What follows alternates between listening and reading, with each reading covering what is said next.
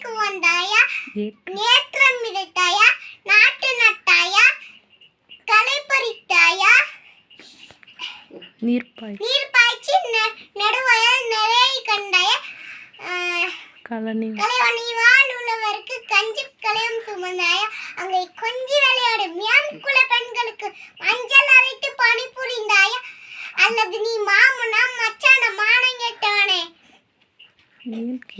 ஏன் எதற்கு கேட்கிறாய் திரை, யாரை கேட்கிறாய் வரி,